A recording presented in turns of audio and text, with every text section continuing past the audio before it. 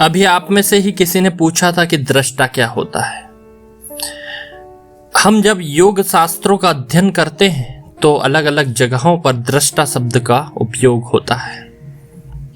हम अपने जो इस फिजिकल शरीर में, भौतिक शरीर में उपस्थित हैं, हम स्वयं आत्म स्वरूप है, परमात्मा का अंश है। लेकिन दृष्टा क्या होता है? दृष्टा हम ही होते हैं। हमारी आत्मा दृष्टा होती है। कैसे?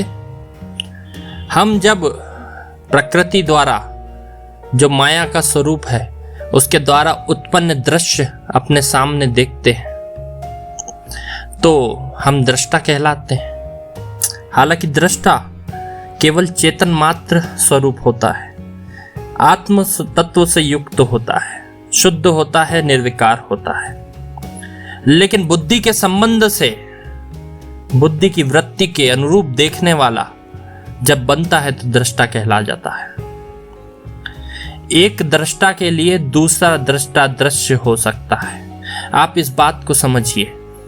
मैं अगर खड़ा हूं भीड़ में, मैं अपने आत्म तत्व में लीन हूं, मैं अपने चर्म चक्षुओं से, आंखों से बाहर देख रहा हूं, मार्केट में लोग घूम रहे हैं। इस बात को जरा ध्यान से समझिएगा।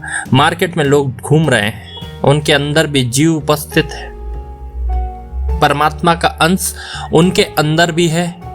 लेकिन जब मैं उन्हें देखता हूं तो वह मेरे लिए दृश्य बन जाते हैं। वह जब मुझे देखते हैं तो मैं उनके लिए दृश्य बन जाता हूं, माया का स्वरूप बन जाता हूं। लेकिन जब हम दोनों अपने अंदर झांकते हैं तो हमें परमात्मा का स्वरूप मिल जाता है, हम दृष्टा बन जाते हैं। दृष्टा का संबंध कब तक हमसे होता है, अर्थात दृष्टा संज्ञा का संबंध हमसे कब तक होता है? हमें मोह माया में पड़कर अविद्या प्राप्त होती है। अविद्या का विनाश जब तक हम योग साधन से नहीं कर देते, जब तक हम दृश्यों पर निर्भर नहीं होते, क्योंकि अधिकतर लोगों का जीवन दृश्यों पर ही बीतता है, क्योंकि स्वयं के अंदर झांकने का समय होता नहीं। होता भी है तो दूसरों के चिंतन में समय व्यर्थ करते हैं, किसी योग की पद्धति को अपनाते नहीं। और बुद्धि की वृत्तियों को देखते रहते हैं। बुद्धि की वृत्तियां क्या होती है? वे भी तो माया का स्वरूप है।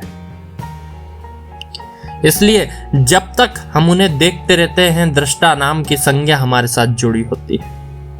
लेकिन जब हम योग विद्या में जाकर अपने शरीर पर काम करते हैं, स्वयं की आत्मा को मजबूत करते हैं, और जब दृष्टि का प्रभाव खत्म हो जाता है, दृश्य का प्रभाव खत्म हो जाता है, तो संबंध खत्म होने पर दृष्टा नाम की संज्ञा भी खत्म हो जाती है। जब देखने को कोई वस्तु नहीं बची तो देखने वाला कहां से आ गया? देखने वाला उपस्थित हो, दृष्टा उपस्थित हो तो भी उसका महत्व समाप्त हो जाता है। आप बोलेंगे सब कुछ समाप्त हो गया तो बचा क्या? सब समाप्त होने पर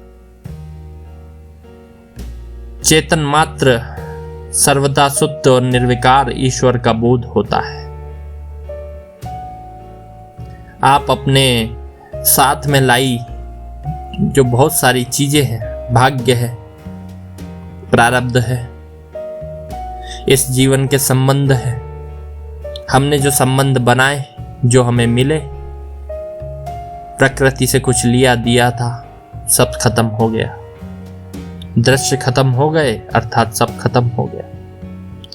अब केवल बचा तो सर्वथा शुद्ध निर्विकार ईश्वर। इसे ही आत्मबोध होना कहते हैं। इस बात को ध्यान रखिएगा।